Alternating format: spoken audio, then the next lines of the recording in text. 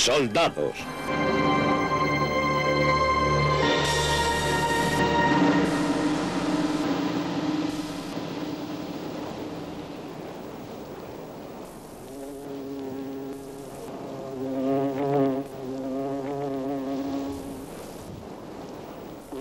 La guerra ha llenado el globo de campos de batalla. Este es solo uno de los cientos que hay en Europa.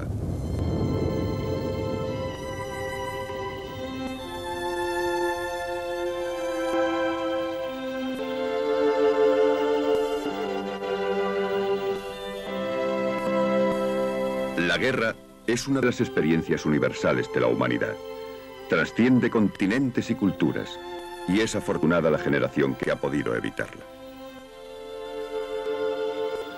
Toca muchas vidas, desde el mero contacto con la foto en sepia de un pariente muerto ya hace tiempo, hasta las penetrantes sensaciones de la participación personal.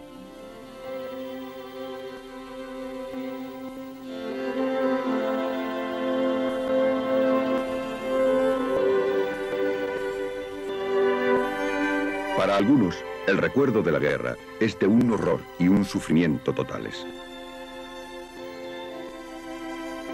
Pero para otros, la guerra es recordada como una mezcla de sombra y luz, con el calor de la camaradería y el esfuerzo compartido, junto con la miseria de la privación y el impacto de la batalla. La experiencia de la guerra.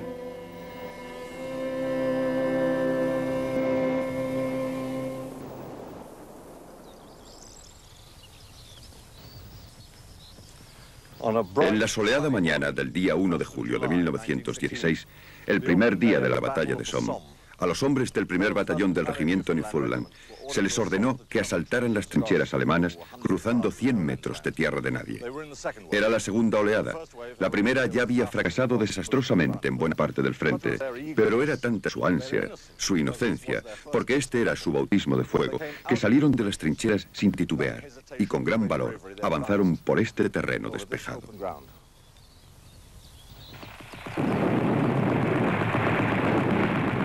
Avanzaron hacia lo que fue literalmente un recibimiento caluroso.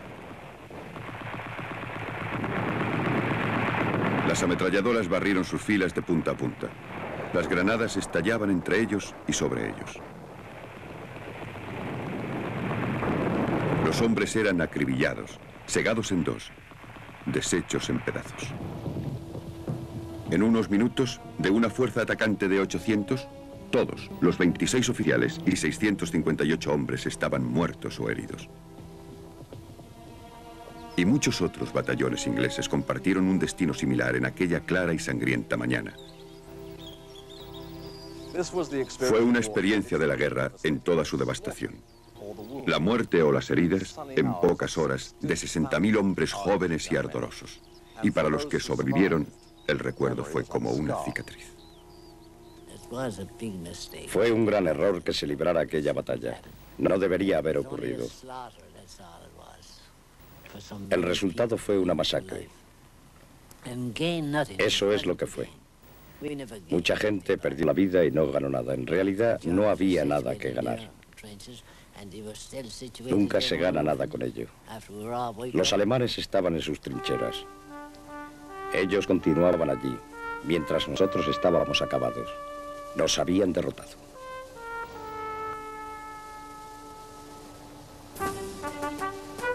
Newfoundland nunca ha dejado de llorar a sus jóvenes muertos en el Somme. Pero las trágicas realidades de la guerra estaban en la mente de pocas personas 2 años antes de la batalla, cuando los entusiastas voluntarios del regimiento Newfoundland embarcaron hacia Europa en la loca euforia de 1914. Tuvimos una despedida emocionante. El muelle de Harvey estaba lleno de gente y cuando ya estábamos a bordo, llegaron en sus barcas y los rodearon antes de que partiéramos.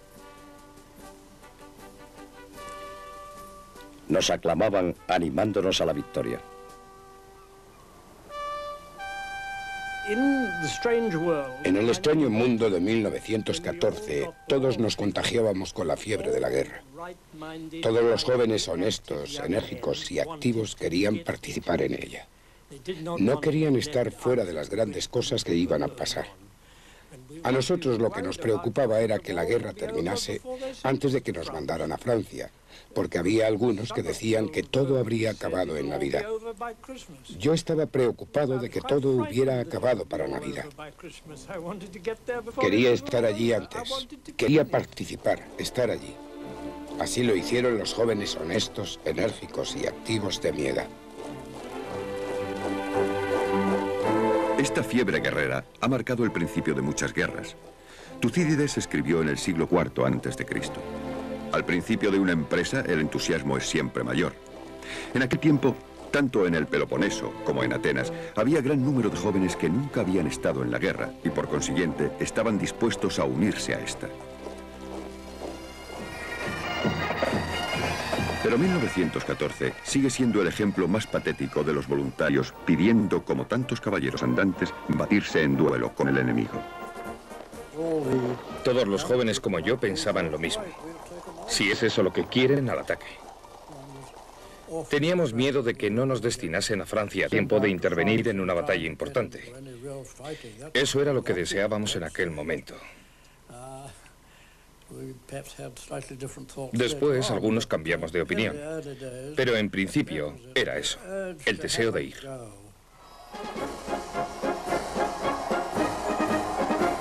Y el enemigo estaba igualmente ansioso por chocar las armas. Como dice el capitán de la reserva Walter Blenn. Toda la nación era una inmensa hermandad unida. Cuando comprendí el significado de todo ello, mi corazón se desbordó de alegría por la satisfacción, por la plenitud de la vida.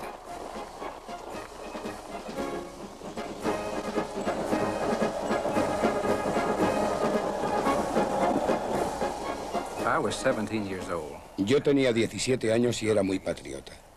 Imaginaba a los soldados llegando a una pequeña ciudad como Vicksburg. Deseaba ser como ellos.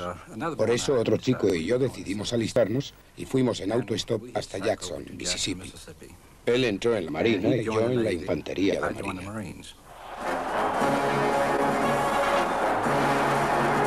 El entusiasmo patriótico y el deseo de probar que la nueva generación es tan buena como la anterior puede seguir produciendo esa intemporal y alegre respuesta al desafío de la guerra. Recuerdo que estaba entusiasmado con la guerra. Mi padre y mis tíos habían ido a la guerra y defendido su país.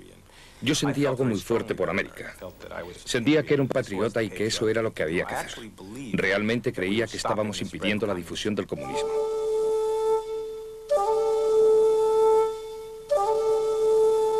El soldado, una vez comprometido, tiene que enfrentar las consecuencias de su acción. El uniforme y las armas varían, la causa y la política cambian, pero todo hombre que marcha a la guerra debe hacer frente al hecho, aterrador para la mayoría, de que arriesga la vida. Las palabras de un veterano inglés de las guerras napoleónicas aún hoy impresionan. ¿Por qué antes de combatir los hombres están pensativos, pesados, inquietos, aplastados por la preocupación? Un joven oficial, disponiéndose a combatir en Passchendaele un siglo después, confiaba a su diario. Lo único de lo que no estoy seguro es de si me vendrá el viento en contra y lo acusaré. Tengo miedo de tener miedo.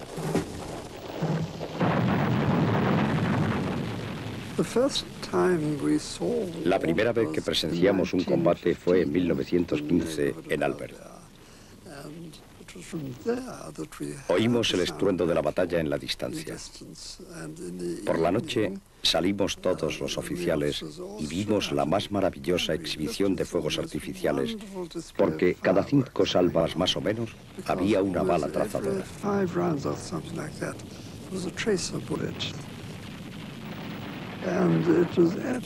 Era algo muy hermoso. Luego lanzaban una granada estrella que desciende muy lentamente e ilumina todo a su alrededor. Era algo maravilloso, bellísimo, si es que hay algo que se pueda llamar bello en la guerra. El esplendor o el drama del campo de batalla pueden ser evidentes para el artista y en especial para aquellos que idealizan los momentos heroicos de una nación. Pero el soldado que experimenta la afilada punta de la guerra por primera vez tiene en su mente percepciones muy diferentes. On the whole, I think En realidad no es que tuviera miedo a morir, pero me horrorizaba el sufrimiento desde que caes herido hasta que mueres. Esa era una parte. La otra era el miedo al deshonor ante los hombres a los que mandas. Yo no creo que hubiera miedo a la muerte. Había miedo a quedar lisiado hasta tal extremo que el dolor te impidiera enfrentarte a ella con valor. Creo que estás asustado durante todo el vuelo, pero estás preparado para reaccionar ante ciertas situaciones, como si fueses un robot. Por eso, aunque tengas miedo, sigues adelante y haces lo que tienes que hacer. Tienes que ser capaz de pilotar el avión. Tienes que ser capaz de accionar los sistemas de defensa cuando lo necesitas. Lo sabes todo al dedillo y te dices que estás asustado. Pero cuanto más metido estás en el combate, menos tiempo tienes para pensar en eso. El miedo es algo que sientes cada día. No sabes si continuarás con vida al día siguiente. No puedes calcular la fecha en que volverás a casa, porque pueden pasar semanas y meses. Y el último día puedes caer herido y morir. No puedes hacer proyectos. Es como decir, solo me quedan unos meses o unos días porque he visto a mucha gente hacer eso y acaban volviendo a casa, pero metidos en una bolsa de plástico. Cuando los hombres llegan al campo de batalla, deben hacer frente al hecho de que su deber es matar a otros hombres. Estaba tratando de localizar al enemigo y vi a uno en un árbol, justo frente a mí. Disparé y sé que le alcancé, pero no sé qué fue de él. Sentí una sensación poco habitual, porque yo no había matado nunca a nadie en mi vida. Pero así es como me entrenaron, y me alegré de que lo hicieran por la sencilla razón de que no quería que el enemigo llegara a nuestras costas.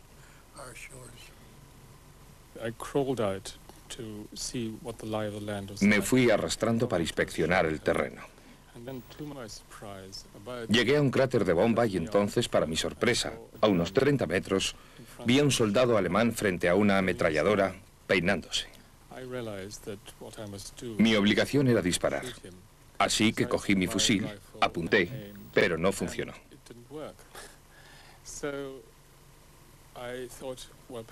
Pensé que lo mejor sería volver con los míos.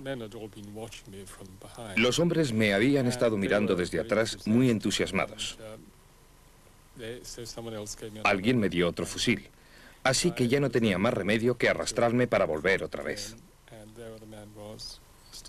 El alemán seguía peinándose. Apunté y disparé.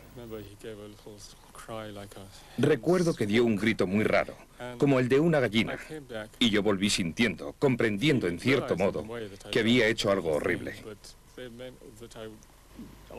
Todos mis compañeros estaban muy contentos, y así llegué victorioso hasta el comandante de la compañía.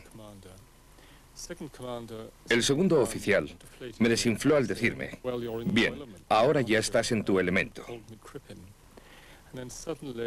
Entonces, de pronto, en aquel momento, ocurrió algo en mi interior. Fue una especie de crack. Para mí fue el momento decisivo en mi experiencia de la guerra. Sentí que combatir ya nunca volvería a ser lo mismo. Cuando comencé en Anzio, la guerra me había parecido casi como un juego de niños, pero mis sentimientos cambiaron después de aquello. La primera vez que maté a un hombre, yo estaba destinado fuera de un campamento base llamado Totok, en las tierras altas del centro.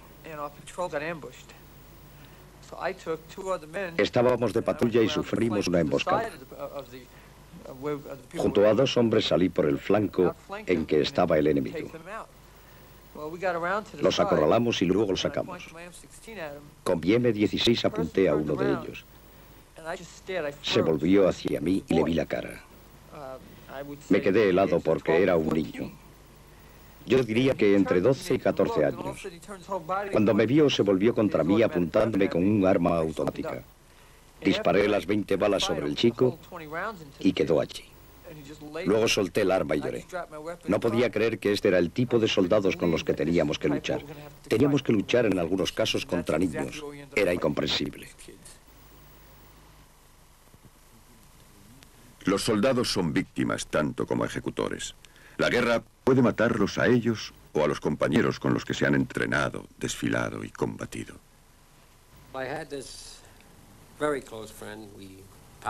Tuve un gran amigo íntimo. Estuvimos juntos en todas las misiones en el servicio. En este cuerpo, en los Estados Unidos y también en Inglaterra. Salíamos a bailar y a beber y lo pasábamos muy bien juntos. Nos hicimos íntimos amigos. Cuando desembarcamos, él estaba justo a mi lado, a unos pasos. De pronto yo me di la vuelta y le vi caído en el suelo. Le habían matado. Eso me dolió tanto que cuando me casé y nació mi hijo, le llamé Donald Philip. Mi amigo se llamaba Donald Philip Ford. Era de Pensilvania. Para mí, perder un amigo en el combate era como perder parte de mi propio cuerpo. Yo personalmente lo llevo mal, muy mal. Necesito mucho tiempo para recuperarme. Es posible que haya algo en mí que me impida olvidar. Mi manera de luchar contra eso es mantener una relación muy íntima con su familia y la gente que ha dejado. Y hago lo que sea para mantener vivo su nombre y su historia.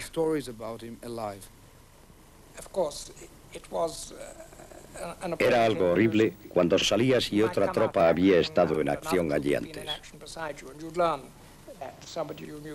Te enterabas de que alguien que conocías había muerto y eso era como si te pegaran un balazo. Pero también había un sentimiento contrario de que no había sido tú. Y esas dos cosas chocaban. Pensabas que habías sobrevivido. Ese es el primer pensamiento. Eso realmente chocaba con el pensamiento de que fulano había muerto. Era muy difícil de aceptar y seguir viviendo con esas dos cosas juntas. La batalla está en el mismo centro de la experiencia de la guerra. Estos cañones en una colina de Pensilvania están en el emplazamiento de una de las acciones más sangrientas de la Guerra Civil Americana. La carga de Pickett en el último día de la batalla de Gettysburg en julio de 1863. Avanzando por la ladera hacia las fuerzas concentradas del ejército de la Unión, llegaron 15.000 soldados confederados con las banderas ondeando como en un desfile. A menos de 200 metros, la infantería y los artilleros abrieron fuego.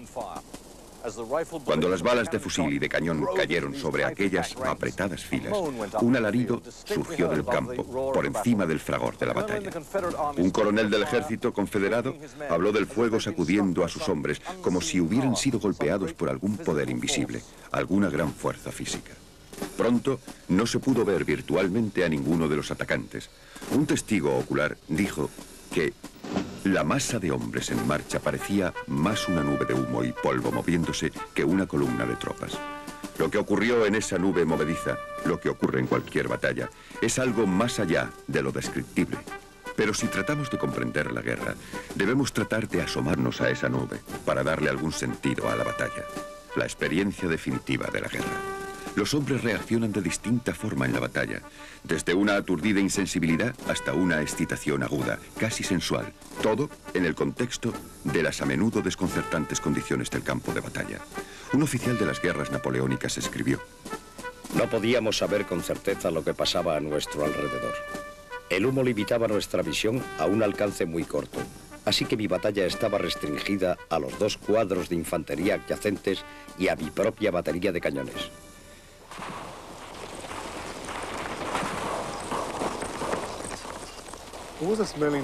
En el aire había un fuerte olor a las municiones que se estaban quemando. Recuerdo que aquello no era muy molesto. Lo peor era el humo que había alrededor. No podías ver nada. Era de madrugada, pero estábamos algunas veces toda la noche sin dormir. El humo no desaparecía. Así que en realidad era como combatir dentro de una nube donde no veías. No sabías hacia dónde ibas.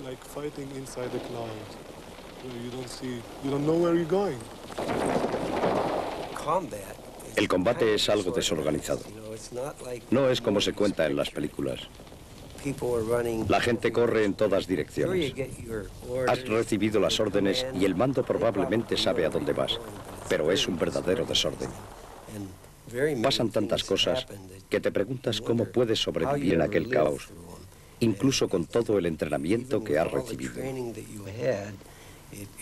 Es una gran suerte poder contarlo.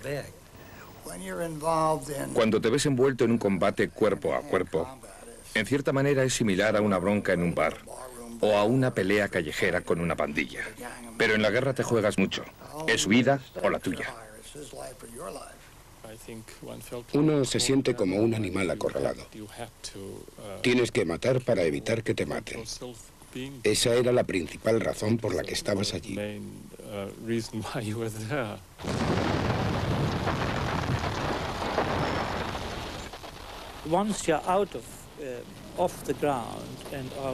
Una vez que estás fuera atacando, en ese momento, el enemigo está disparando duro y a tu alrededor, a derecha e izquierda, van cayendo compañeros.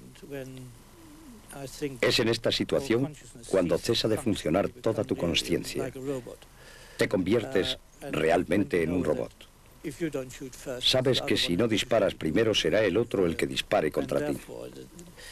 Por tanto, ya no puedes elegir. Te comportas de la manera que te han enseñado. Y entonces comienzas la matanza.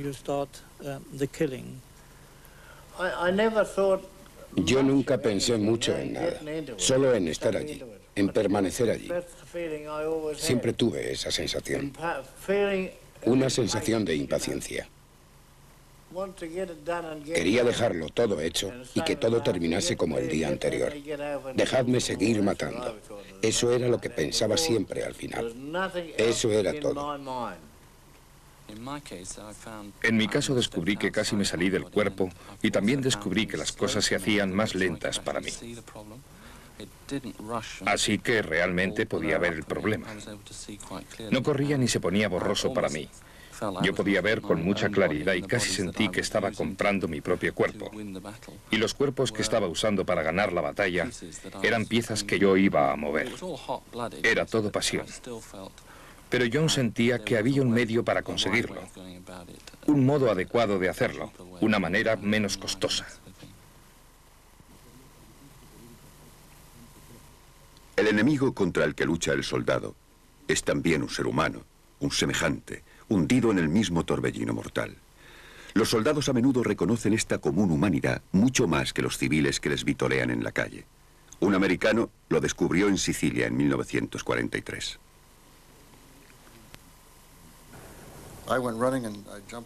Salí corriendo y salté a una zanja. Dentro había 5 alemanes y quizá 4 o 5 de los nuestros. Sin embargo, no se nos pasó por la cabeza atacar. Al principio yo pensé que eran prisioneros.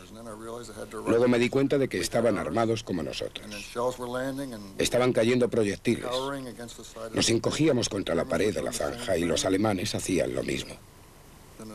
Luego hubo una pausa. Sacamos los cigarrillos y nos pusimos a fumar. Creo que todos sentimos la sensación de que este no era momento para matarnos unos a otros, como tampoco lo era cuando se concedía una tregua para retirar a los muertos. Así que nos quedamos allí durante 1 hora. Cuando todo quedó tranquilo, les dijimos adiós y nos fuimos, nosotros por un lado y ellos por otro. Cuando pienso en ello ahora parece extraño, pero entonces no. Eran seres humanos como nosotros.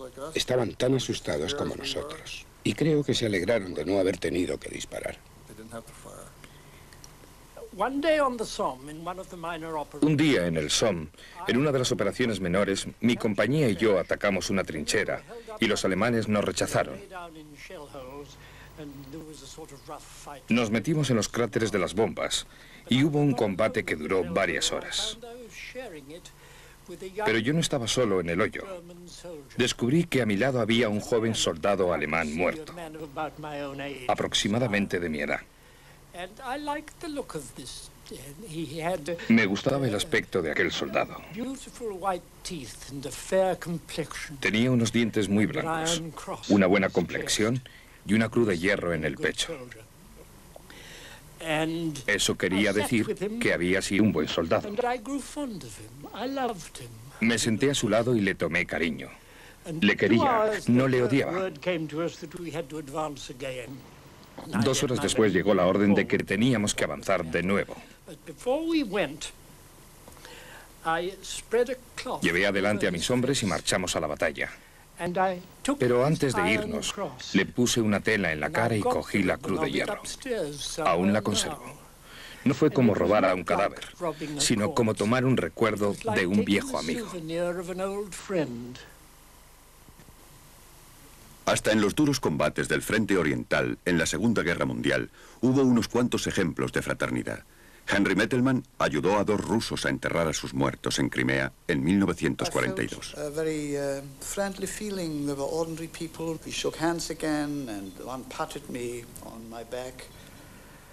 Sentí una gran sensación de amistad.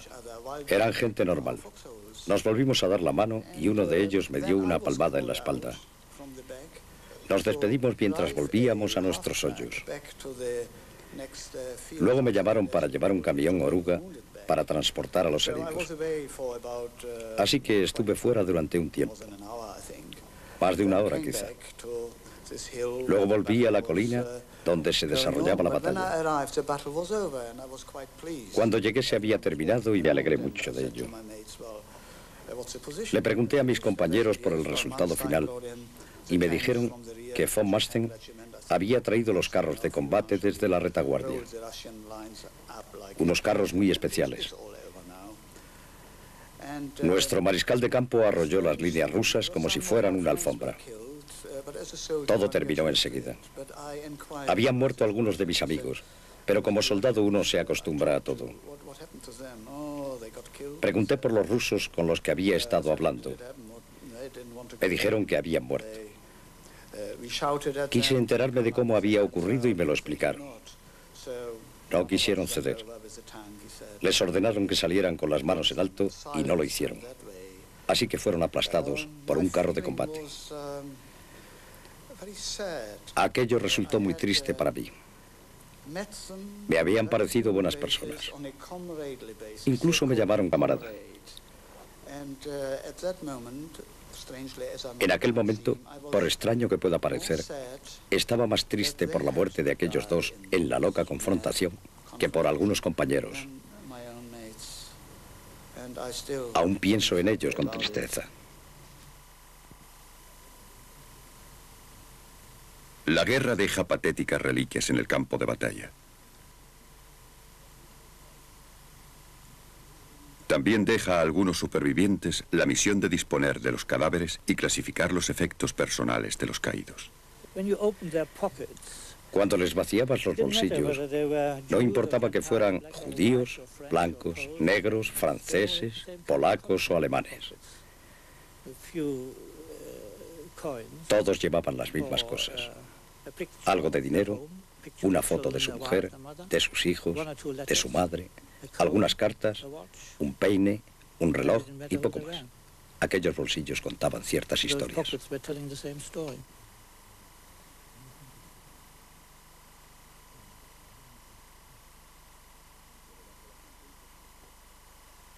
Pero bajo las intensas presiones de la guerra, los hombres pueden llegar a deshumanizarse.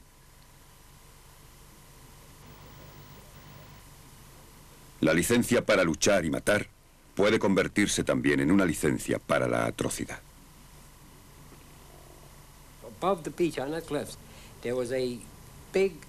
En la playa había un gran cañón alemán sobre unos raíles del ferrocarril. Aquel cañón iba de un lado a otro de la playa sin cesar de disparar. Había un soldado dirigiendo el fuego hasta que fue capturado. Ya hecho prisionero, fue conducido a la playa. Cuando estaba allí empezó a reír a carcajadas y a decir americanos en su idioma. Uno de la policía militar decía que prefería morir. No aguantaba que se riesen de él. Cogió la metralleta y empezó a dispararle. Le destrozó. Lo hizo porque estaba furioso de que aquel alemán tuviera el descaro de reírse de los americanos muertos en aquella playa. Aquel cañón era un infierno sobre ruedas. Recuerdo que vi un batallón de Seaford en la misma brigada. Pasaron por nuestras posiciones para ir al ataque. Un par de horas después, nosotros avanzamos para apoyarlos. Tomaron aquellas posiciones y sufrieron muchas bajas.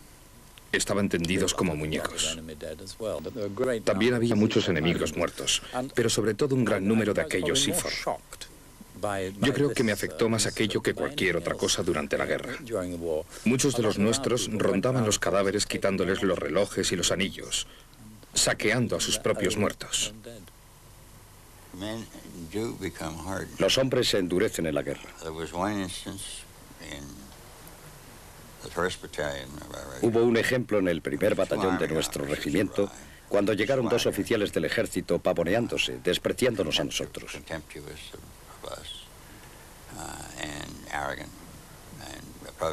Se acercaron al corredor del frente preguntando dónde podían tener una buena vista de la acción. Un sargento les dijo, solo tienen que torcer esa esquina a la derecha. Los dos torcieron la esquina a la derecha y murieron. Aquello fue deliberado.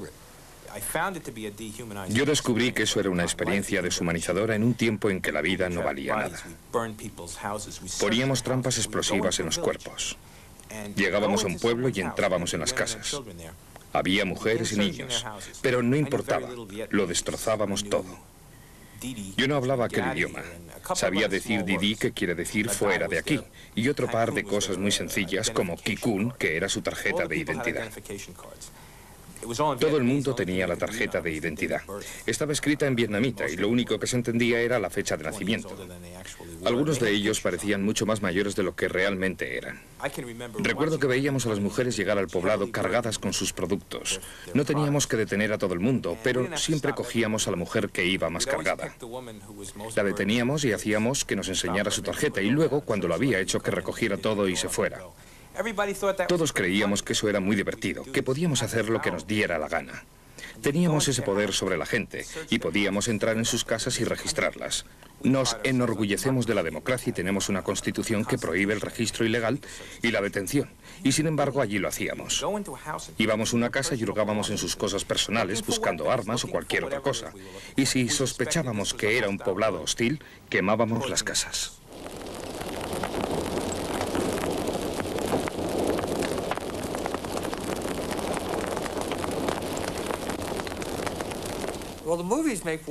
Las películas hacen muy atractiva la guerra. Es lo que hay que hacer, dar la vida por la patria. Yo estoy a favor de defender la patria por encima de todo. Soy patriota. Pero la guerra no es atractiva. Todos esos chicos que quieren ir a la guerra y matar a toda esa gente no comprenden que tienen tantas posibilidades de morir como de matar a alguien. Con esa cantidad de bombas cayendo a tu alrededor, te gustaría estar en cualquier parte excepto en la guerra. Si alguien pudiera estar allí solo durante un día y ver su crueldad, creo que cambiaría su opinión sobre la guerra. Sería menos probable envolverse porque los soldados son los que tienen la peor parte y no los generales. Ellos se sientan en esas habitaciones con aire acondicionado y dicen, bueno, creo que debemos tomar esa colina. Pero tomando esa colina se pueden perder 300 o 400 hombres. No se fijan en eso. Si vieran lo que una bomba o una bala pueden hacer, o vieran morir a tu mejor amigo en tus brazos y que no puedes hacer nada por él, eso cambiaría mucho las cosas. Algunos marines norteamericanos de la Segunda Guerra Mundial, recuperándose en el hospital de las heridas recibidas en el Pacífico, descubrieron la diferencia entre la guerra real y su imagen de Hollywood. Era más de lo que podían tragar. Todas las tardes nos llevaban en camilla al teatro y veíamos una película. Aquella noche tenían un regalo para nosotros. Antes de la película, John Wayne salió al escenario en persona. Iba vestido de vaquero, con zahones, botas, espuelas, 2 revólveres, una camisa a cuadros, pañuelo y sombrero. Saludó con la mano y dijo: «Hola, muchachos». Se hizo un profundo silencio. Alguien comenzó a silbar y entonces todos le silbamos y no le dejamos hablar. Al final se fue. ¿Por qué lo hicimos? Porque para nosotros John Wayne era un símbolo del machismo. El mito del macho. El machismo que nos había llevado a enrolarnos en la infantería de marina y que ahora sabíamos que era un desnudo engaño. Allí estaba uno de los hombres de confianza y en aquel momento le odiábamos más que a cualquier soldado japonés. La guerra estimula, pero también agota. El espíritu no es un artículo de suministro ilimitado, y cuanto más larga es la guerra, mayor es la tensión, hasta en el más valiente y más profesional de los soldados. Lawrence de Arabia dijo en alguna ocasión que todo hombre tiene un tanto de coraje. Eso quiere decir que algunos tienen más que otros, pero tú no puedes tirar de él indefinidamente. Es como el dinero en el banco. Ese es un buen ejemplo. Puedes sacar cierta cantidad, pero antes o después se acaba. Me di cuenta de que los de la unidad en la que yo estaba, la División 51 Highland, habíamos estado en el desierto desde el Alamein hasta Túnez y luego a Sicilia. Nos llevaron para la invasión de Normandía. Y, por ejemplo, había un sargento en mi compañía que era un hombre muy valiente. Tenía la medalla militar. No es que eso signifique mucho, pero no se la dan a los cobardes. Ya había sufrido bastante. Estaba destrozado. El oficial médico lo mandó a casa. Mi cuñado estaba en Vietnam. Era teniente de infantería. Su mejor amigo era un sargento. Fueron malheridos y todo el mundo quería salir de allí. Aquel sargento no pudo soportar más y se pegó un tiro. Mi cuñado tuvo que escribir la carta a su madre. Empezó escribiendo que su hijo estaba en Vietnam y que había servido muy bien. Y luego se había suicidado porque no podía soportarlo y no quería estar aquí. El capitán se negó a que saliera aquella carta. La carta que se envió decía que había muerto en combate como un héroe. Eso está bien en cierto sentido porque deja que los parientes crean lo mejor. Mi cuñado ha tenido un gran complejo de culpa durante 17 años. Y sigue pensando que debería habérselo contado. Se lo ha tomado tan mal que no quiere hablar para nada de Vietnam.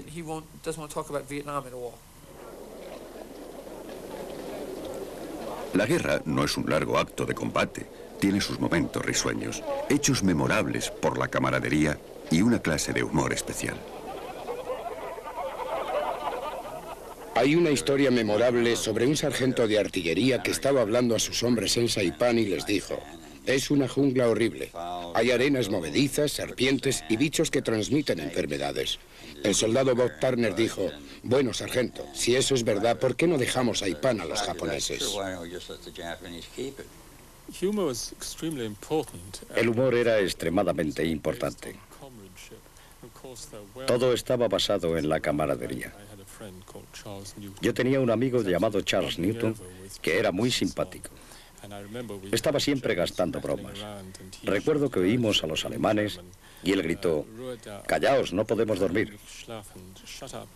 Todos nos echamos a reír. Luego tuve otro amigo que salió de un apuro espantoso y le pregunté: «¿Cómo te las has arreglado para sobrevivir?». Su respuesta fue: «Con whisky». Llevaba una cantimplora llena de whisky. Siempre había bromas así. La verdad es que no podía sobrevivir sin un poco de humor. Una chispa de sorprendente buen humor que brilló incluso en las trincheras de la Primera Guerra Mundial. Un subalterno inglés escribió: «No ha existido nunca una criatura más alegre, filosófica y amable que el soldado inglés. Su humor es inimitable y supera cualquier emergencia».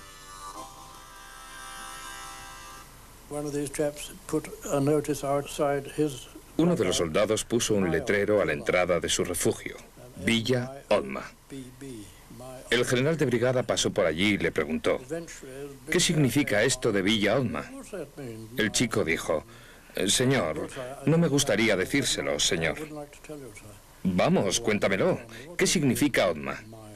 Bueno, quiere decir: ocúpate de tus malditos asuntos. En la ruta de Kokoda, en Nueva Guinea, los australianos tenían que pasar por un sitio donde había un cadáver. Esto ocurrió después de la Primera Guerra Mundial. Había un cuerpo enterrado con un brazo fuera. Cuando pasaban, le daban la mano y seguían.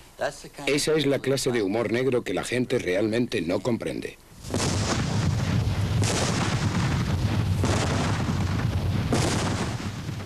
Y después de cada batalla, llega el amanecer.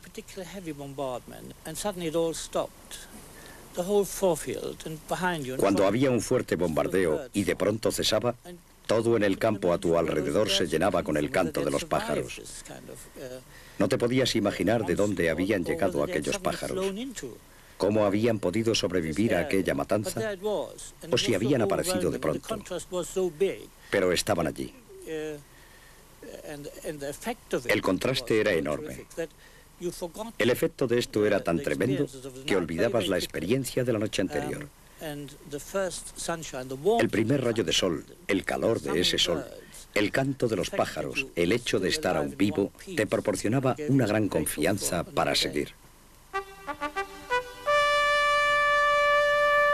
Las batallas, las campañas y la guerra terminan, trayendo a quienes han pasado por ellas una inolvidable sensación de supervivencia, no importa lo que hayan durado.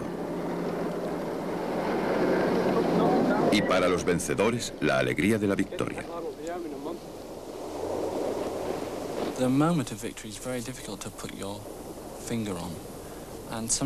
Es muy difícil saber el momento de la victoria. A veces crees que la has conseguido y no es así. Es huidiza. A lo largo de la noche me pareció en 2 ocasiones que la habíamos conseguido, pero no, porque ellos empleaban algún truco nuevo. Cuando realmente conseguíamos el objetivo, empezaban a bombardearnos y sufríamos más bajas, y eso a mí no me parecía una victoria. El tiempo en las Malvinas era bueno. Era un hermoso día soleado y todos los que no estábamos heridos estábamos juntos tomando una taza de té, muy agradecidos por haber llegado a otro amanecer. Creo que aquel momento en el que el sol estaba calentando en la espalda, nos sonreíamos unos a otros. Ese probablemente fue el momento de la victoria. La agonía humana de la guerra no termina cuando suenan los últimos disparos. Los individuos y las sociedades tienen que enfrentarse con las consecuencias de la guerra, lo mismo que antes cubrieron las exigencias de hacerla. Y este es un lugar donde los recuerdos de la guerra son especialmente crudos. Este es el monumento a los muertos y desaparecidos de Vietnam en Washington. Los americanos vienen aquí a recordar a los que perecieron o desaparecieron en el otro extremo del mundo. Se levantó hace solo unos pocos años en un conflicto que dividió a la nación. De un modo curioso, la creación de este monumento ha cerrado algunas de las heridas dejadas por el Vietnam y ha ayudado a América a asumir su experiencia colectiva de aquella prolongada y amarga lucha.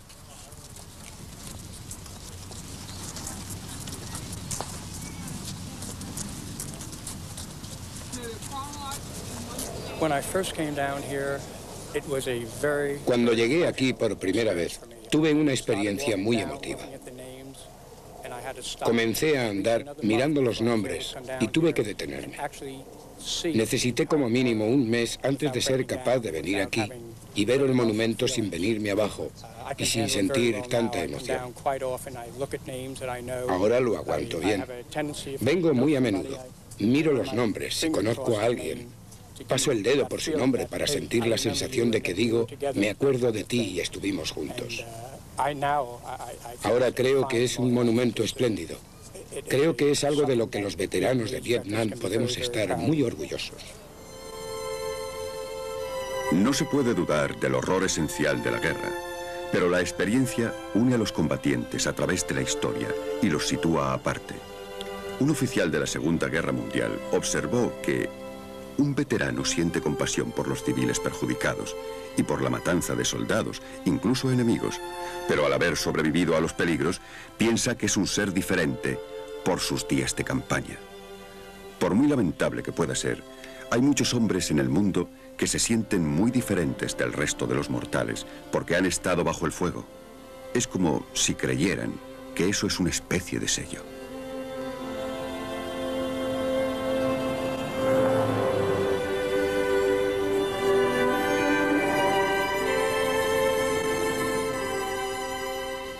I wouldn't say I'd volunteer for it again.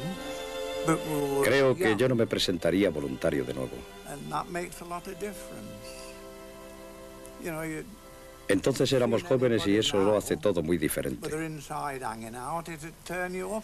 Si vieras ahora a alguien con las tripas fuera, te afectaría mucho. Pero entonces era solo una parte del negocio. Y allí no había nadie que yo sepa que se quejara por eso. Cuando estábamos hasta las rodillas de agua y barro, nos maldecíamos a nosotros mismos, pero no era una queja en serio. Yo diría que los de Vietnam fueron años buenos de mi vida. Cargaron al máximo sobre mi capacidad y me dieron la oportunidad de ver y experimentar cosas en la vida que nunca habría experimentado y que nunca he experimentado desde entonces. Fue algo único que nunca olvidaré. Es degradante por completo, pero también quiero decir que hay algo edificante, es cierto. Me refiero a la camaradería, a una profunda camaradería. Es estupendo estar con otra gente luchando juntos, lograrlo juntos. Estoy seguro de que la gente en Londres durante los bombardeos sentía exactamente lo mismo. En algunos aspectos aquello me deshumanizó, pero en otros me ocurrió lo contrario. Cada día vivo más plenamente. Disfruto de mis hijos, de mi familia, de un montón de cosas que podría no haber disfrutado. Dicen que el que sobrevive a los desastres conserva siempre el trauma de estos, pero vive cada día más plenamente. Eso es lo que a mí me pasa. Fue una experiencia horrible, algo que no podré olvidar jamás. Esta tarde he venido aquí en un taxi. El taxista comentó, parece que vamos a tener la Tercera Guerra Mundial. Yo le dije, por amor de Dios, no mencione usted eso, porque sería lo peor que pudiera ocurrir. Yo tuve la experiencia y viví la Segunda Guerra Mundial. Ya basta.